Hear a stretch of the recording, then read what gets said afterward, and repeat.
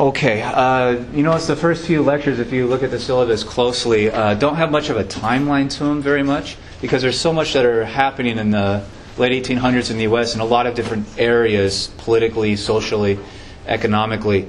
So I find it useful to go through first industrialization, talk about Reconstruction. That's a whole other side of the first years after the Civil War. Industrialization, the results for labor battles. And next week we're going to go through how government is corrupted by wealth. A lot of these big factor owners start using their money, their income, to buy up congressmen and senators and presidents to continue to make sure that no major labor standards are put into effect and no welfare systems and whatnot, down from the city level all the way up to the federal government. And we'll also talk about internally some social groups that are pretty much ostracized and kept out of voting and political power and even full legal equality in a lot of ways. That'll lead us into the 1890s. So a lot of the first lectures in the way I teach History 18 is just focusing on different problems in the late 1800s to get us started. And then we'll get more into a kind of timeline type of deal as we move into the 1900s. So today is mostly going to be talking about the relation between industrial labor, the workers, and their criticism of the ownership class and what they try to do about this to get better working conditions and better wages and whatnot for themselves. In general, working conditions during the Industrial Revolution and in the United States going into the early 1900s are horrendous. People are leaving their farms, their kind of normal daily lives that people have experienced going way back into ancestral times, ancient times, and they're going into these gigantic factories, sometimes working on, with this image on the left, a gigantic machine, which if it breaks while it's running can be very dangerous to many people. So what happens if, say, this guy is working next to this giant wheel and something goes wrong and this wheel, say, rips his arm off? What happens to that worker? He gets fired because he can't do his job anymore. He's only got one arm. What are you going to do? You need someone with two arms to do the work. So he gets fired. There are no worker compensation systems. So he's thrown out on the street, replaced with one of the unemployed workers who line up outside trying to get a job every day. And people have common experiences with that today. So workers are replaceable, and they are treated much like raw materials by the ownership class. They're thrown out on the street. If you have one arm, you can't really get another job, at least in the industrial sector. So you have the real possibility of starving. There's no welfare, there's no social security, there's none of that stuff. No unemployment compensation, none of that exists. So hopefully you have family members who can take you in. Or otherwise, you may end up being one of the poor people in the street, literally starving to death. And this was common in the United States for many decades, until support systems are built up largely in the 1930s. Workers had to live with this. What's the one way that workers could kind of come together and try to stop those kind of practices? Forming unions. And corporations and owners, when they heard whispers about their workers thinking about forming a union, just went in and fired everybody.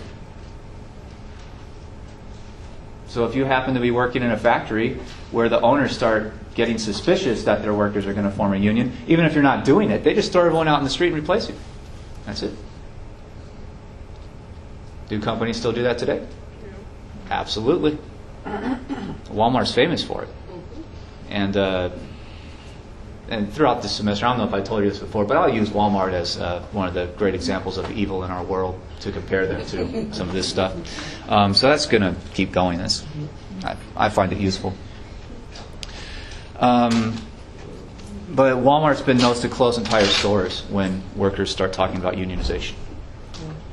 And when I used to work for Target, when I was a college student, there were, when some of us sitting at the lunch table were jokingly talking about coming together and thinking about forming a union, the managers came down to us individually and said, you don't want to do that because they might close our store. So these are real tactics that are still being used today. even though it is hugely illegal in the United States to do such things. But again, if you have laws written on the books somewhere, you don't actually enforce them, who cares? People will do whatever they want if they're not afraid of being punished. So general working conditions are really bad. It is common for industrial workers to work 12-hour shifts, and common for them to get paid only a couple dollars an hour. In some instances, even a couple dollars a day. There are no minimum wage standards. There's no maximum working hour standards. There's no overtime. So the workers are largely impoverished. Even if they're working huge amounts of hours, they can't keep up with the cost of living. Therefore, they live with a lot of family members. You get these common occurrences where you get 15 people sharing an apartment because none of them have enough money to actually rent a place on their own, which again is becoming pretty common again in the United States today. Another major problem in industrialization is straight out pollution. They were burning coal to either generate electricity, as the United States largely does today, or to make steel, or do a lot of different things to make the steam that largely also powered a lot of the older style factories. So pollution is an epidemic problem in the early United States industrial era. We have books that report, in diaries, people write in their diaries that in the city of Boston, you walk outside sometimes in the middle of the day at noon, and you can't see the sunlight because the coal smoke has covered the sky.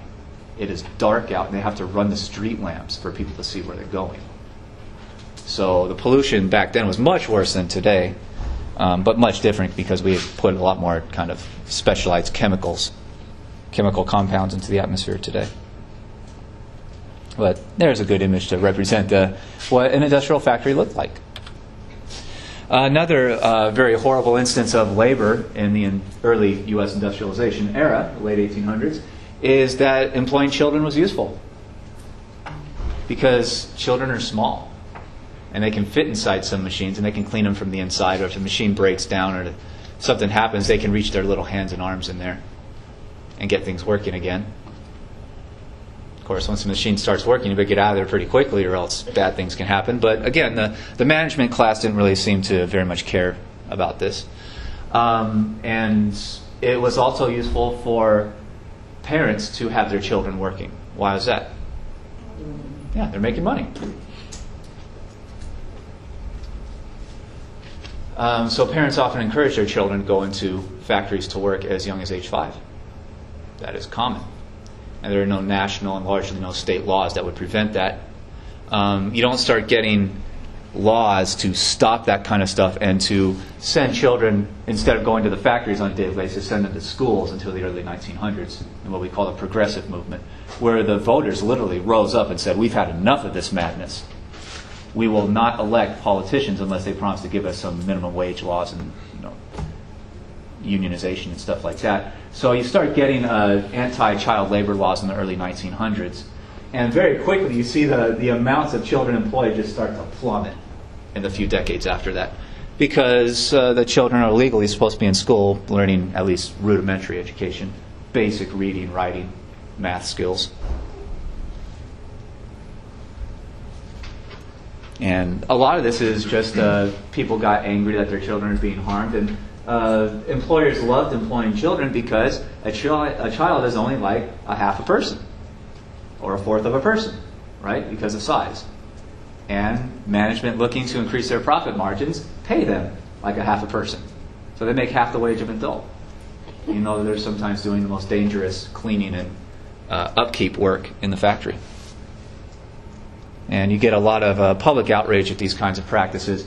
And when cartoonists and artists start depicting this stuff, how the greedy factory owners are becoming excessively wealthy off the backs of child labor, this becomes a popular sentiment amongst the workers because they see it on a daily basis, and they know the real story behind this stuff. And they start voting en masse to end it in the early 1900s. These kinds of systems are just a choice. You can end them whenever you want as long as you get enough votes. All right? Put politicians into office that promise to make a change, and if they don't, put someone else in their place. Kick them out the next election. That's how democracy is supposed to function. Okay, some of the owners were not all that bad. Some of them, like Carnegie, became hugely wealthy off of paying low wages and cutting corners and employing children and stuff like that. But some of them, Carnegie is the leader of this, said that yes, industrial labor is horrible. And the working conditions are horrible. And Carnegie did do some things to have better conditions for his steel workers. And Carnegie realized that the people that are stuck working in the factories are probably never going to make it out because they're not going to make enough money. They're not going to be economically stable enough to go to college or something like that and try to enhance their prospects for higher wage employment in the future. So Carnegie didn't exactly want to rely on government to build helpful systems. Carnegie wanted to convince other rich people to take their excess wealth. You know, these guys are so hugely rich, they can't spend all that money in their lifetime. They have money just sitting in bank accounts that they're never going to touch. And Carnegie wrote a small book called The Gospel of Wealth, a kind of small article that's up on the website for you to read as a possible reading response, where he argued that these egregiously wealthy factory owners, these corporate leaders, these barons, should take their extra money that they're never going to touch and build things for the public good, like libraries and schools. Give scholarships. And build them for the working class. Not so much for the people that are already working in the factories, but for their children, so that their children will have a chance. Carnegie pretty much at the outset admits the people in the factories that are working, they're probably going to spend their whole lives in there. We all know it. But if you can build assistance systems for their children to use, then that family can rise up to wealth eventually through education. And Carnegie led by example. He spent a vast amount of his wealth doing this. A large amount of money. And his argument is that I don't want to give money directly to the workers themselves because a lot of them are drunks and a lot of them will take it to a brothel. So a lot of them, if you just give them money, will waste it some way or another. So he said, build up institutions that they can use by choice to improve themselves. He said, he compared it to giving someone a ladder to help them climb. You don't try to push them up, but you set up the system, and if they want to use it, they can. So he's not talking about complete, just straight out welfare kind of money payments. How much money do you think, or percentage-wise, out of, if he has 100% of his wealth sitting in bank accounts, what percentage of that would you think he has to spend before you consider him to be a nice giving type of person? 50? Anyone else? I got 50. 10%. 10?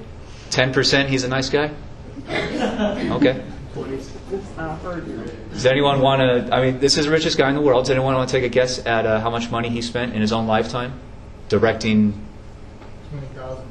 I mean, percentage-wise. 1%. 1? No. 35? No. 90. Wow. 9 out of every $10 this guy had, he spent on scholarships and schools and all hospitals, all kinds of things. And in his will, directed that the last 10% be spent in this way also. He led by example. And there are entire universities are named after him. Carnegie Hall, performance halls that allow opportunities for scholarshiped students in music and the arts to present to a large audience. He spent a huge amount, and even a huge proportion of his own savings in this way. He still had 10%. He's the richest guy in the world, so he's going to be rich, even with the 10%. Right? You know, if Bill Gates only saves 10% of the money he's accumulated, he's going to be set for life. You don't have to worry. Does anyone know what 10% of Bill Gates' savings is? $400 million. So yeah, there you go. So even if Bill Gates today spent 90% of his wealth on these kind of systems. He's got enough to live comfortably, I would say. But Carnegie did this. And he wrote the essay and published it not for the workers to read, but for other rich people to read. He wanted them all to do this, and he said, this is what will save capitalism. Capitalism is in danger because the workers are getting angry. They think that we are so greedy that we will destroy them if we had the choice, and we're not going to ever do anything to help them. So the only way to save yourself from revolution of the workers is to do something like this and show that you can be a nice guy and you can build up systems to help them. Did the rest of the rich do it? No. Nope. Because greed is short-sighted. And that's very few. Most of the barons laughed at this stuff. So when the revolution hits, I got enough money to pay off police forces to protect me.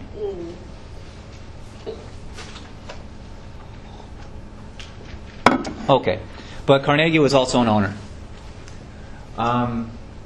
Did the workers respond very favorably to what Carnegie was doing with his money? So it was all right. It's better than nothing. But what do the workers want more than anything? Money. Higher wages. And Carnegie refused. He bumps up their wages a little bit. He creates what he calls a sliding scale so that the more profitable the company becomes, it's kind of like profit sharing, the higher the wages would go. So Carnegie has to negotiate, and he specifically buys one steel factory in Homestead, Pennsylvania. And the reason that the owners sold, this guy Frick, the reason that they sold to Carnegie was that a union was forming and had become powerful in that factory. It was called the Amalgamated Union of something like Iron and Steel Workers, but the Amalgamated for short. And they were negotiating collectively, what we today call collective bargaining, which means that the workers come together, they choose a leader amongst themselves, and that person goes off and negotiates the wages for everybody. And that the workers say to the owners, you either accept our demands or we'll go on strike or something and try to hurt the profits of the company. So this guy, Frick, was an individual steel owner and sold to Carnegie. And Frick was one of these guys who wanted to keep wages low, and Frick knew how the factory was running. So Carnegie keeps him on as the manager, one of his corporate managers. So Frick now works for Carnegie, and Frick is one of these guys who, very social Darwinist type of guy, doesn't really care about the poor or the workers very much. He's in it for maximizing profit, and he doesn't care how. So there's often a kind of push and pull between what Carnegie wants up on high for his workers, what Carnegie is willing to negotiate, and what Frick, as a lower level manager, is willing to actually put into practice.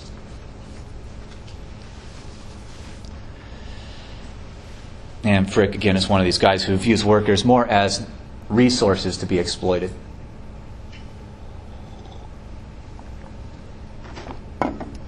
And Frick is always going to Carnegie. The first contract is negotiated. Carnegie accepts the existence of this union. In 1889, they signed a 3-year contract. That creates this sliding scale for wages. So the workers will get a little bit more money in wages if the company becomes more profitable. Frick hated it. So at the end of that 3-year contract,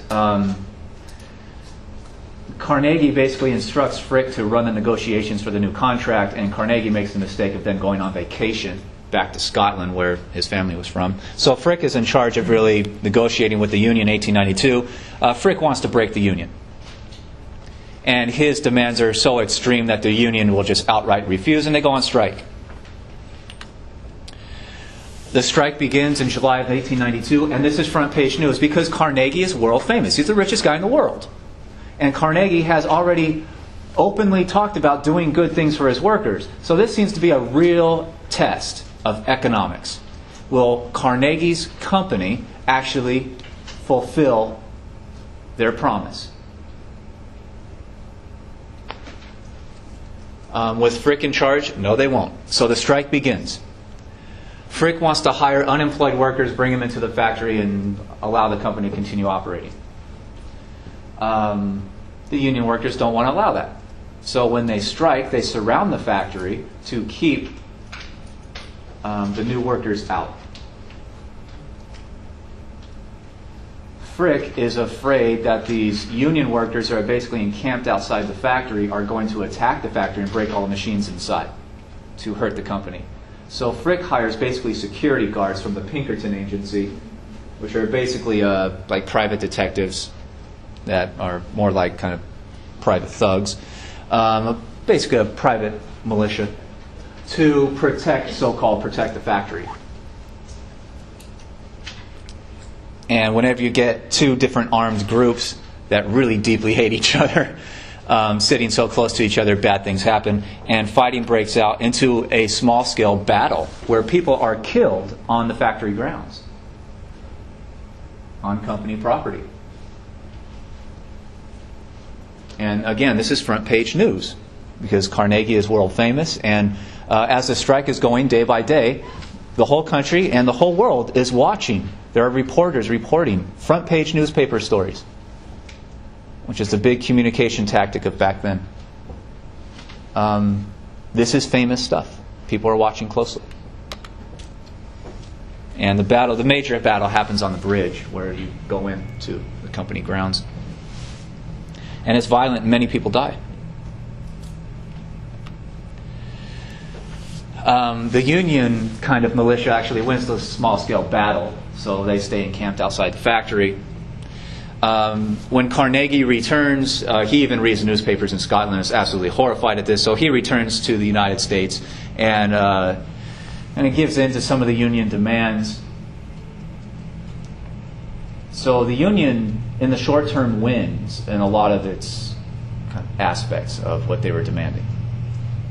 And they even win the small-scale pitched battle. Laws are passed that stop companies from hiring outside kind of police forces like the Pinkerton Agency. But that kind of stuff goes on because the law isn't enforced. The problem for a kind of national unionization movement in the United States is that a lot of these big media companies, big newspaper companies, are owned by wealthy investors who have stock in big factories and big corporations. So they have a vested interest in not allowing unions to become popular. So they start depicting the union members as responsible for the battle and all the death at the strike. And they continue with that imagery, portraying anyone who talks about forming a union as anti-American, as unpatriotic, as anti-capitalism. And that kind of imagery creates a popular sentiment in much of the United States, especially in the high political circles, the people who are in government office, to not allow unions to form, or to at least not give them any kind of government protection for collective bargaining. And that doesn't change till the 1930s. And eventually, people who talk about unionization are depicted as Marxists, communists, and eventually, in the 1900s, Bolsheviks and Russian revolutionaries who want to create a dictatorship or some ridiculous thing. When mostly they just wanted higher wages and better working conditions. They just didn't want to have their arms ripped off anymore. So, questions about any of that? Nope. Going forward. The unionization debate is really raging in the United States, whether or not this should be allowed or even promoted by government. And a new industry also rises in the United States because people sometimes have days off from factory work, whereas they didn't have days off from working on the farms.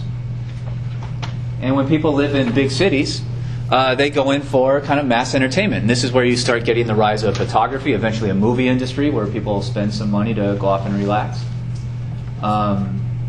And sports become big business also. And this is where sports start becoming popular. This is where college football gets going, and basketball teams and stuff like that. Boxing becomes popular. It becomes almost kind of fanatically popular for a lot of people who want to exercise. And they called it like the religion of the body, the religion of the muscle, because people feel good after exercising, right?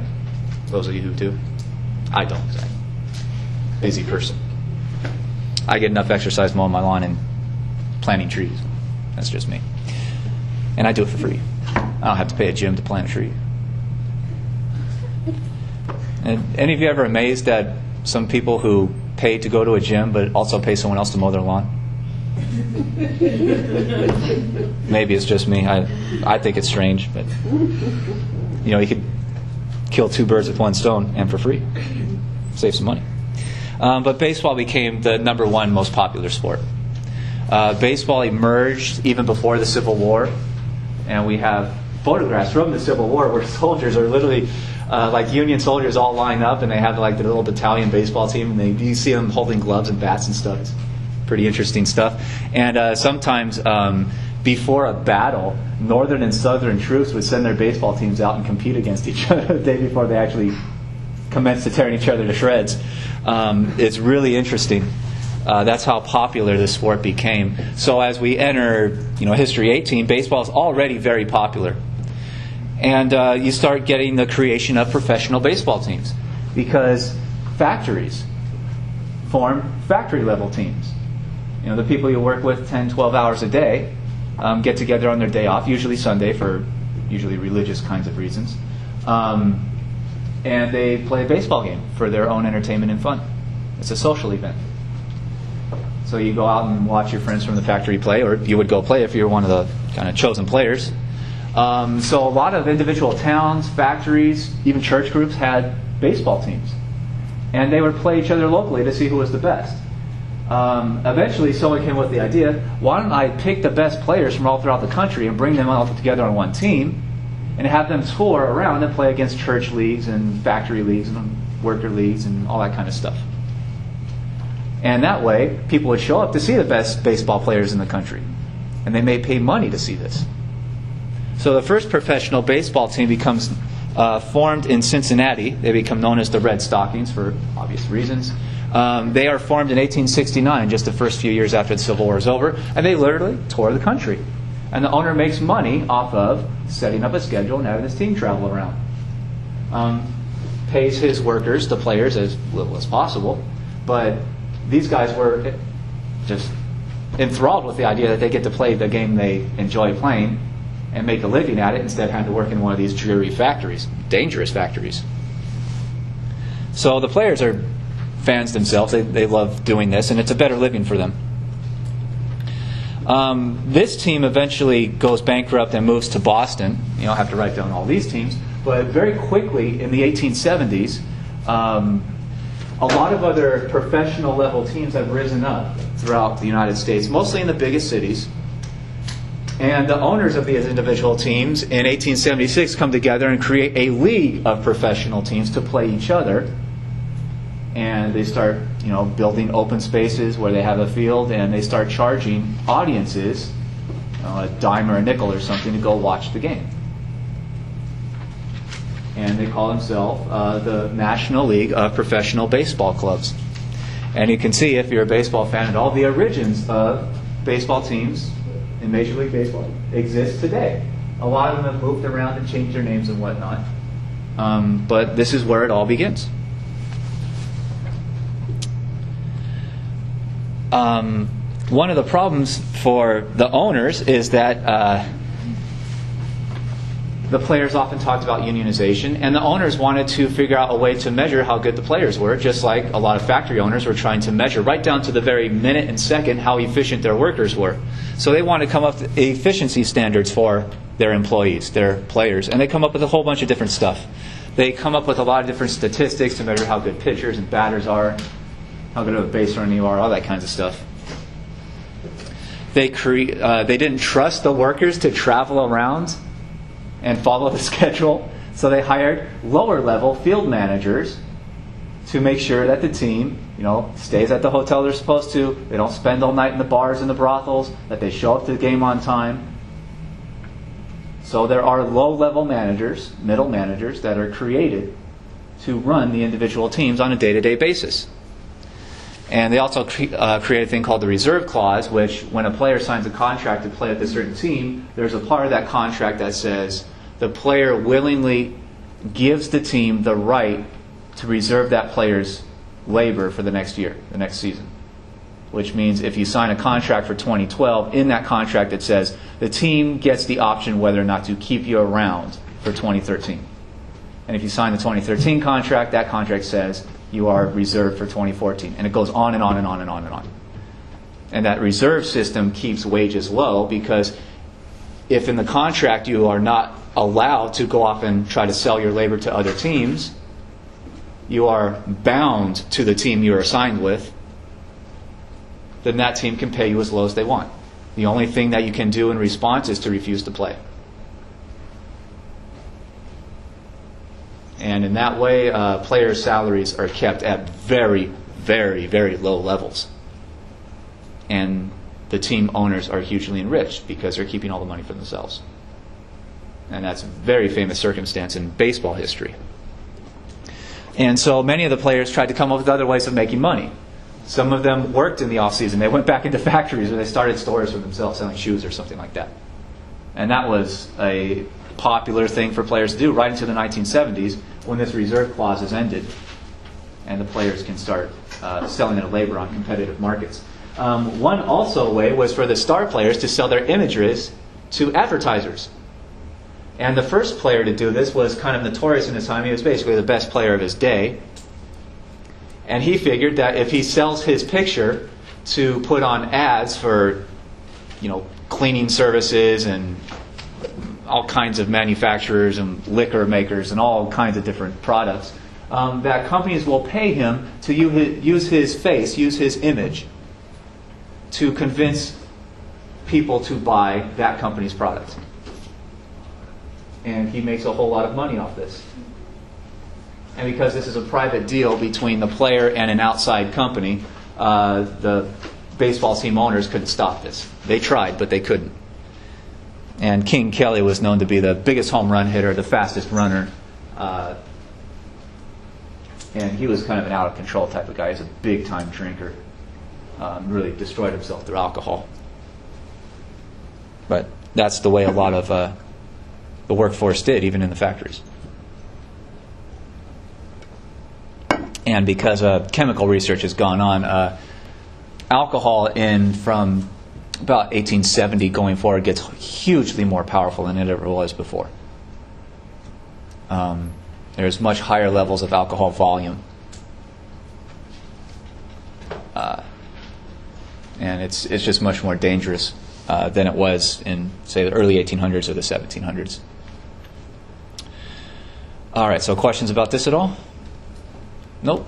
All right, some things about baseball. The players didn't like all these systems that measured their performance and tried to keep them under control. So the players go on strike in 1890. They say, we're not going to play this year for the National League teams. And they, in fact, create another league. They create a whole new set of teams that they call the Players' League because all the star players went to this new league because they're all on strike.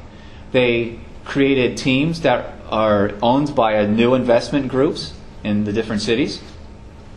And they start up a whole new league that runs according to a whole new season with the idea that people love baseball because they love to follow the players. They are fans of the players also. So if you take those players and just put them in a different league, the fans will follow the players to the new league. And the National League will be destroyed or forced to give in to the players' demands. The National League owners, all these investors, use their economic clout, though, to kill the league, the Players' League. And this attempt becomes known as the Brotherhood War because the Baseball Players Union is called the Brotherhood of Baseball Players or something like that. Brotherhood of National Baseball Players. So this Brotherhood War of 1890 is a union war between the players, the workers, and the corporate team owners. And the owners win because they have the economic clout to threaten the businesses of the new owners of the Players' League. They threaten to throw them into bankruptcy. So eventually, the owners in the Players' League are forced to sell. And the players themselves, when the Players' League collapses, are forced to go back to the National League. And they don't get their demands. And those statistics and the managers and the reserve clause goes far, far into the future. And most of them are still around. And the reserve clause ended in, I think it's the earlier mid-70s, 1970s. And that right after that, you saw players' salaries skyrocket. There were a couple players today are making $250 million over 10 years. $250 million, $250 million in 10 years to play a game. Boggles the mind.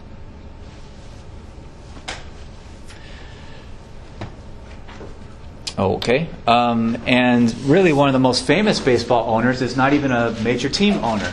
This guy Spalding created the first vertically integrated sports company that made the products for the sports. They made the physical basketballs and the bats and the boxing gloves.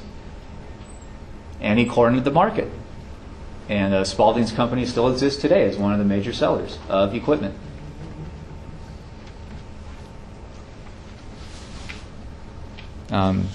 He was a former player himself, I believe, who understood that this is big, big business. He's not just selling the equipment to the professional teams, but to any kid who wants to get a glove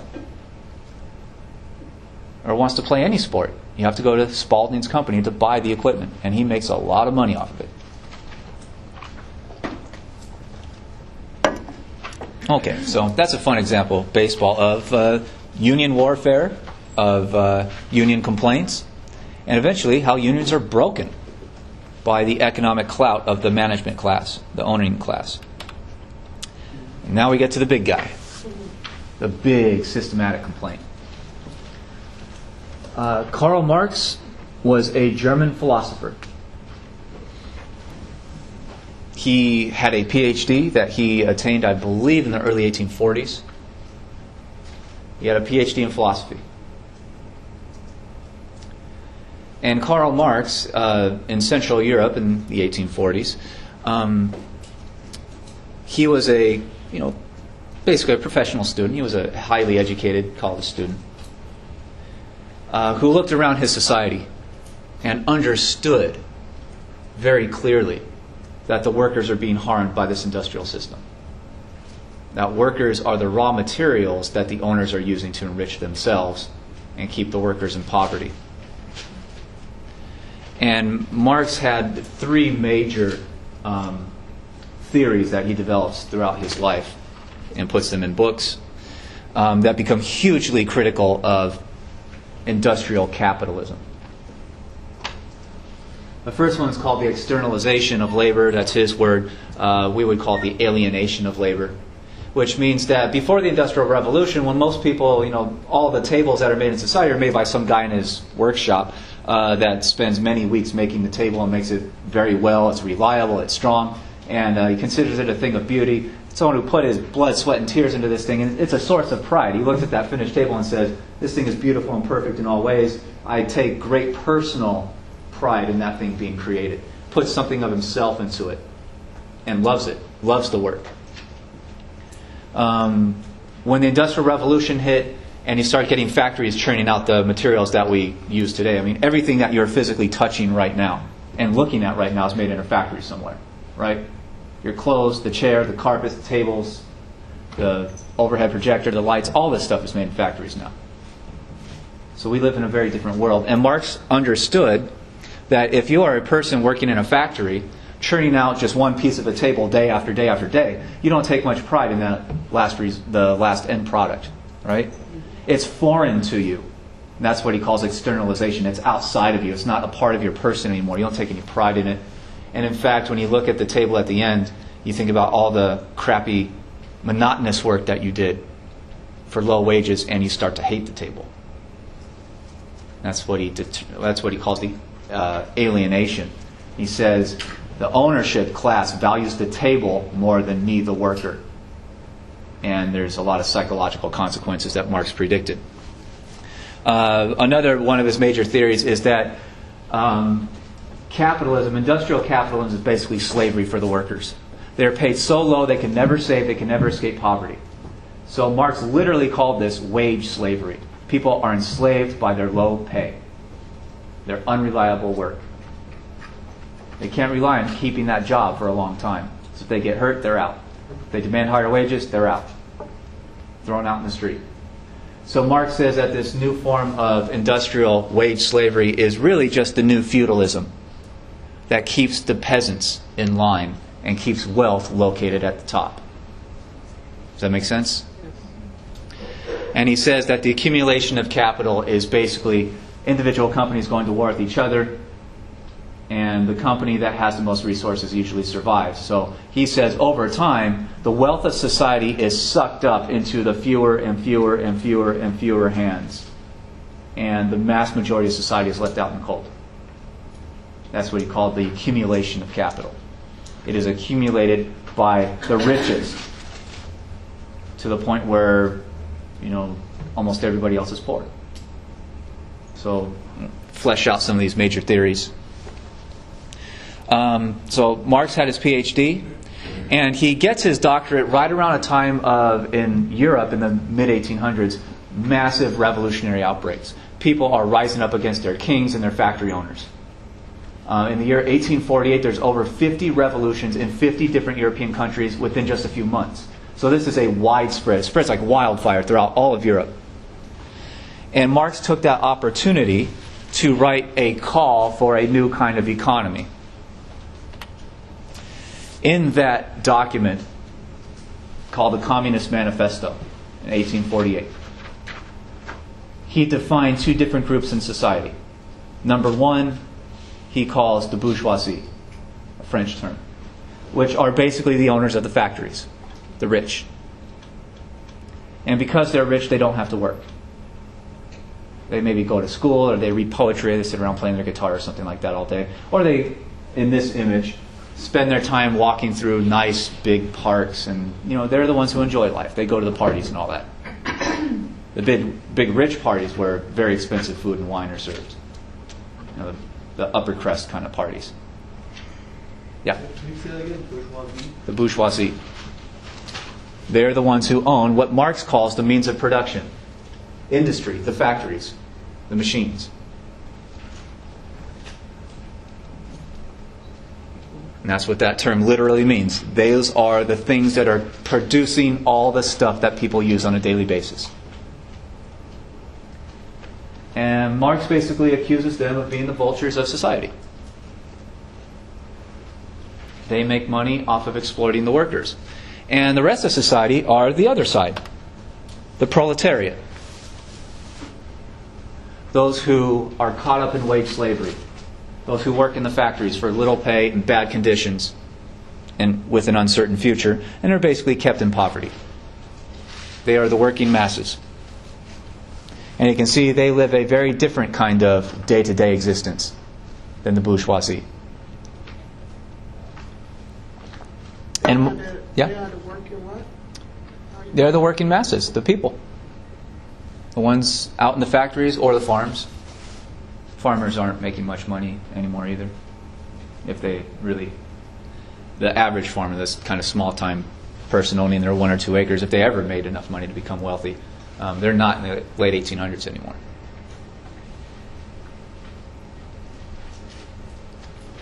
And Marx was very angry about this. And he wanted the European peoples, in their moment of revolution in 1848, to do something about this. So he wrote the manifesto. And in that document, he literally calls for revolution. He wants the workers, the proletariat, to rise up against the bourgeoisie. Not just the government, but rise up against your own local factory owners. And he says, we want to attack.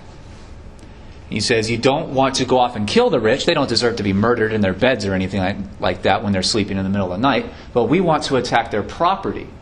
And when Marx uses the word property, he is talking about the means of production.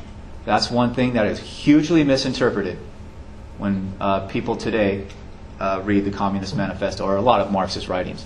When he talks property, he's not talking about your pillow or your bed or your table or something like that. He is talking about the machines, the factories, the means of production. So he says, his theory is that capitalism thrives on the exploitation of the workers. The owners pay out low wages and keep all the profit for themselves. because the workers are so destroyed in this economic system, the theory of exploitation is the thesis of capitalism, is the central idea, the central plan of capitalism. So Marx says that the very existence, the very theory of capitalism, quote, contains the seeds of its own destruction.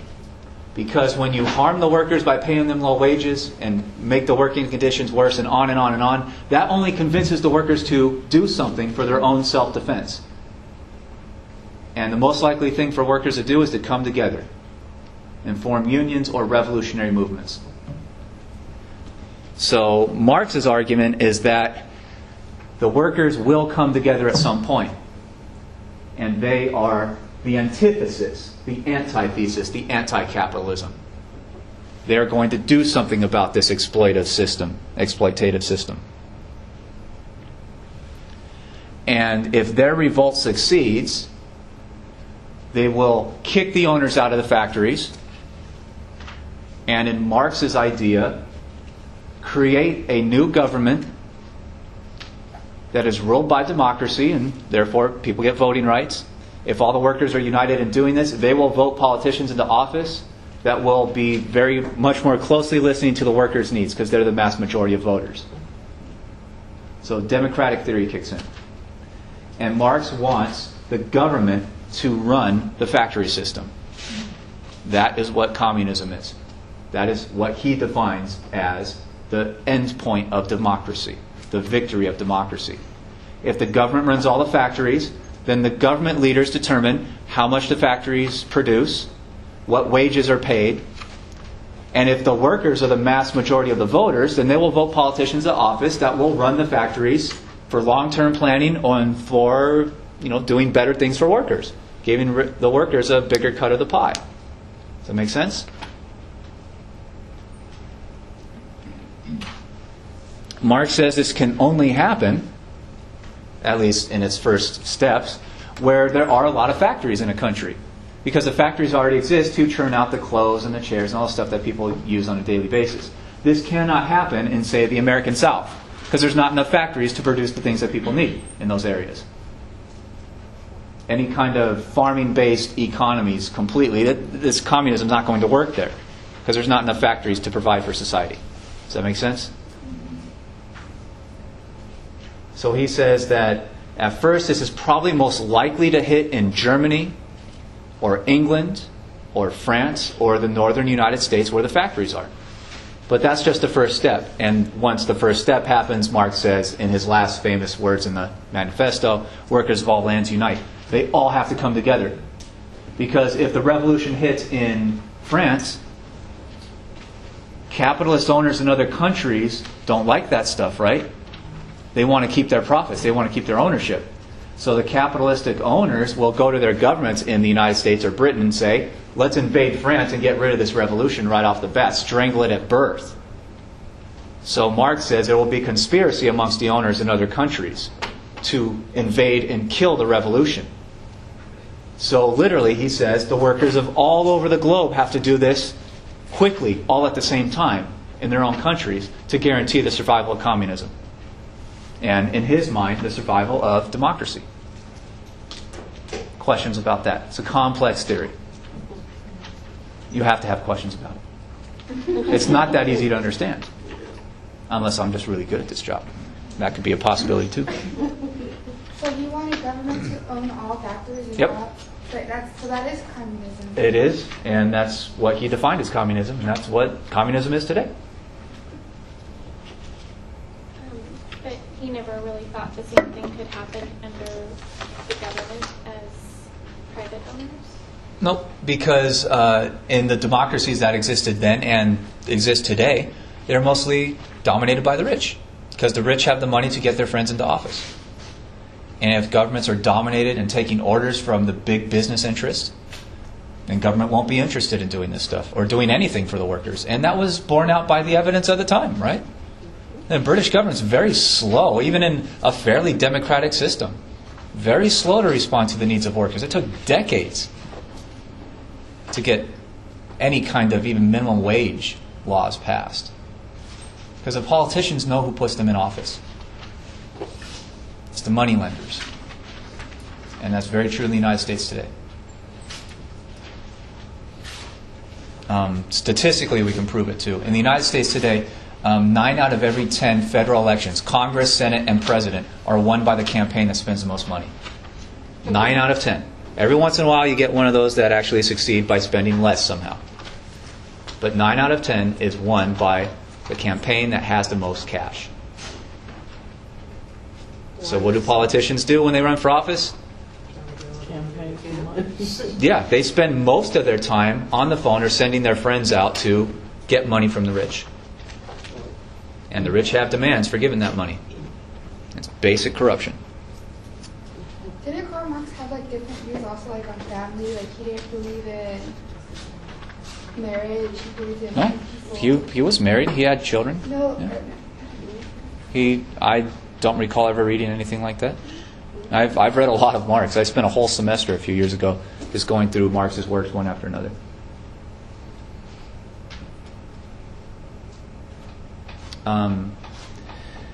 Marx's career is harmed by doing this. Marx would have been a teacher. He had a PhD, right? He would have gone into the universities and taught philosophy classes. But who runs the universities then and today? Who sits on the board of directors? Rich people. What do you know? And who do universities go to for funding? Rich people. So the rich people that are largely bankrolling the universities of the time refuse to give him any kind of teaching appointment. So he never teaches a class in his life. He's unemployed for the rest of his life. He's obviously against working in a factory, so he's like a conscientious objector. He refuses to go work into a factory. So he is evicted from one apartment after another throughout his whole life. He's always begging friends for money to feed his family. And even governments attack him. He is kicked out of Germany. He goes to France. He's kicked out of France. Goes to Britain, and the British government allow him to exist in London. They very closely watch what he publishes. He has to submit his work for through government censors. But it's written at such a high philosophical level that a lot of the censors didn't even seem to understand what he was saying. So they just allowed it to go through. Probably something they later regretted. But I don't give you any of Marx's actual writings to read because they're hugely complex. He redefined words. And he'll redefine words when he wrote an essay in the 1840s and keep that definition without letting you know when he's writing in the 1870s.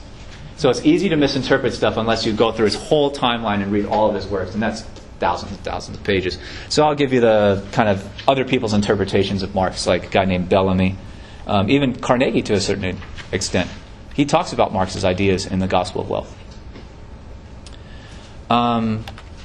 Later big criticisms, especially the accumulation of capital. Again, he says that feudalism was killed off in the United States and Western Europe during these revolutionary movements in the 1840s, early 1800s, even going back to the French Revolution in the 1790s. They got rid of feudalism pretty much. But then industrial capitalism kicked in. And that created a new source of slavery, wage slavery in his mind. But for him, the trick of capitalism was competition. And he read Adam Smith's Wealth of Nations very closely. And Adam Smith literally said, you do not want monopolies in industries. You want to have a lot of companies selling something, selling the same product, because they compete with each other. How? In prices. If you have a lot of companies selling something, Walmart theory kicks in. If your company can somehow sell the same product as everybody else but for a slightly lower price, if the product is basically the same, people will flock to the cheapest price and buy stuff from that company. Therefore, companies will continually be in price wars with each other, trying to keep their prices low. And low prices are good for buyers, for consumers, right? Also, if there's a lot of companies in competition with each other and you want to work in, say, the table making industry, and there's like 8 different table making companies in one town, you can negotiate higher labor prices, right? Because if there's only one company, you have to go work for them. And they'll pay you whatever they feel like. Question? Who was it? Adam Smith in The Wealth of Nations, 1776. Probably, along with this book, Capital, two of the most important books in economics ever written. And basically, Karl Marx understood Smith's criticism of what capitalism could become. And Smith was writing in the 1700s, and by Karl Marx's lifetime, he looks around and says, it's all come true. What are we going to do to stop it? And Marx argued in, I think it's the famous chapter 32 on the accumulation of capital, he lays out the theory of how the rich get richer and the poor get poorer. Basically, if you start off with a whole lot of companies selling something, they will be in competition with each other, and over time they'll knock each other out. They'll drive each other into bankruptcy, right? So if you start off with, say, 10 different companies selling groceries in one city, for one reason or another, one company after another will go bankrupt. You may get down to 2 or 3 different companies, say Walmart and Stater Brothers.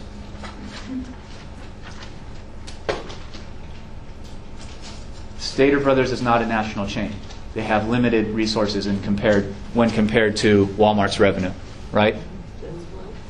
And the managers and the owners of Stater Brothers are probably shaking in their boots when they understand that Walmart's going into selling groceries, because Walmart can undersell them and drive them out of business. But if you're working for Stater Brothers as a manager or just one of the stock people or something like that, all of your experience is based in working in this grocery store, right? You've been there your whole life. So what happens if that company goes out of business?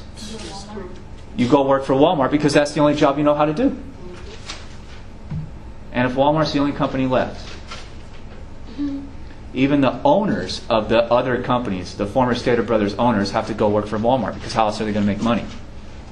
So all the other companies have lost out, and that's where you get the accumulation of capital. There's fewer and fewer and fewer owners controlling industries. And therefore, capital money is accumulated in fewer and fewer hands.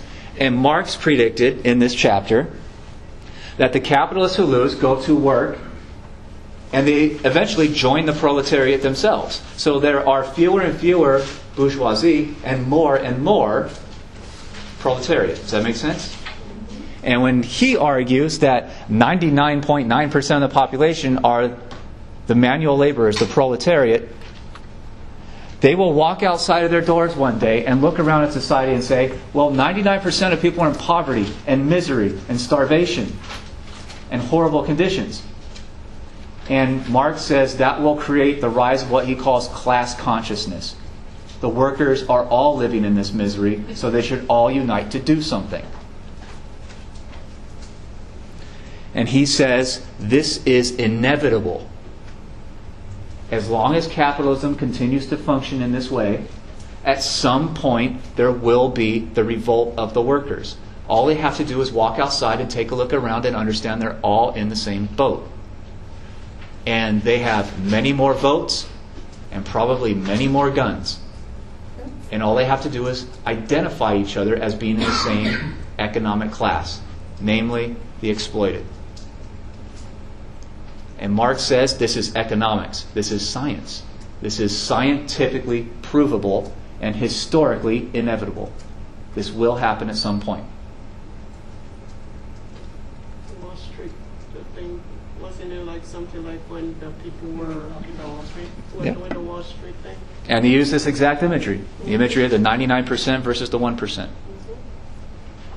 And if you really study economics in the United States, it's not even the 99%, it's the 99.9% versus the 0.1%.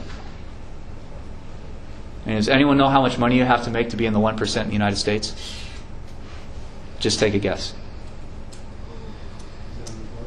How much? $1 million plus? That's what I thought too when I started looking at the numbers. Turns out it's somewhere around $430,000 a year. That launches you into the 1%. And I was shocked by that number, but that also indicates to us how much poverty there is in the country. If the wealthiest 1% are at that low of an income level, and what's happening at the lowest income level? And economists point out that the Walton family, the inheritors of the Walmart chain, those like 4 or 5 kids or whatever, from the original Walton guy, those, I think it's the 4 inheritors, own more money, more wealth, than the bottom 40% of the American population. I mean, just think about that for a minute. That is extreme inequality, and this is what Marx predicted, if capitalism is allowed to just go uncontrolled. What does he want from the revolution? He says the original, he uses the word expropriation, which means literally taking away. You take something from someone else and you make it your own. He said the first expropriation was when the bourgeoisie took the means of production from the workers out in the farms or in their own little workshops in their houses, and they started making all the tables in the factories, and they claimed ownership over it. That was the first taking away of means of production from the average person in society. So he calls that the first expropriation. He calls for a second, which he says is the revolution, where the workers rise up and take the means of production back. And they give control of it to government. We'll get to that in a minute. But he calls this the expropriation from the expropriators, which means you take the means of production from the people who took it away from you in the first place. It's taking it back. So it's a complex term with a fairly simple meaning once you break down the lingo. But he says when we take back the means of production from the rich, we are not going to just give it to different groups of people in society, because that would just build up a new source of wealth, right? And then the whole system will just continue. It's just going to be different people being enriched, right? Does that make sense? So instead, he wants to give the means of production over to government and democratically elected governments. And his system is you give it to the public, to the common, the government. And if the people get to vote, they will choose the politicians. The politicians will go into office and run the factories and hopefully pass minimum wage laws and stuff like that to give more of the economic prosperity to the workers. And that's why he calls this the victory of democracy. He says this is the final end point of democracy. This is the way things should be. And that this system will work if you get voting rights and equality. So he wants to combine communism, government running of the factories, the means of production, with, communism is an economic system, right? As apart from capitalism, which is private ownership of that stuff. Those are economic ideas. He wants to combine communism with the political system of democracy. And he says that's the best way to go. And he says eventually the people rise up and demand this. Has this ever happened? No. Because when the revolution eventually hits, and we'll talk about it when we get to the Russian Revolution and whatnot, the revolutionaries create dictatorships. And they do not allow the people to vote for their political leaders. So in the 20th century, in the 1900s, you get the combination of communism with dictatorships, not democracy. And that is the major failing of the communist revolutions in the 1900s. So it's, in my mind, still an open question. Can you combine communism with democracy? It hasn't been tried yet in a kind of historical laboratory. And that raises another, mostly we have capitalism with democracy, right? We have capitalism in the United States, and we like to think we have democracy. Combine the two, that's what you get. The question in my mind is, can you combine capitalism with dictatorship? What does that look like? And I raise the question, when you look at how closely the rich run most governments that use capitalism in their economies, how much different does it look from dictatorship? Where the people want one thing and those demands almost never go into effect, especially when you get candidates promising change and hope, and they go into office. And there's no change, and they seem pretty hopeless. Corrupted by the system that put them in place. And that's where I argue you have to make major political changes to guarantee better democracy if you want any kind of real gains. But that's my own theory. Yes? How would Marx guarantee that the government does the right thing? Democracy. He is assuming here that democracy will become the rule. So and yeah, and that's the major problem that I found when I was going through his work, and that I later learned that the major critics of Marx's thought have thrown against him throughout the past, 130, 140 some odd years. He has a very strong economic criticism of capitalism. And he proposes an economic solution. But he makes political assumptions. And he makes a leap of faith that is never fulfilled. And that you get something very different politically in the end. Gives Marxism and communism very bad reputation, because those dictatorships, like any dictatorships in the world, are absolutely cutthroat. They do anything to stay in power. They'll kill millions of people to stay in power. And we'll talk about that more throughout the semester. Other questions? Nope. Okay. So this is what Marx is really looking at. He says, before the Industrial Revolution, he looks back and thinks, life was pretty peachy. Life was pretty nice. People went out on the farms and they did their work, but they lived without much pollution. They lived in their small communities, and they were fairly happy. In his mind, he didn't live back then, so he's kind of interpreting this loosely. But then he looks at industrial society, and he says people are miserable. So he says we have to figure out some way to go back to a more idyllic kind of lifestyle, where people can be more equal again. People weren't very equal back then, and these are very romantic ideas of what it looked like to be on the farm. But this is what Marx is thinking about. And this is what a lot of people are thinking about when they read Marx's writings. Marx becomes very popular amongst the working classes and amongst colonized countries throughout the world whose experiences with capitalism are pretty negative. The Indians don't like being colonized by the British, right? And so their experience with British-style capitalism is not very happy for them. So when they get the chance to have their own country, a lot of them bring in Marxist theories about how to run the economy. And we'll talk about that more when we get to the Cold War.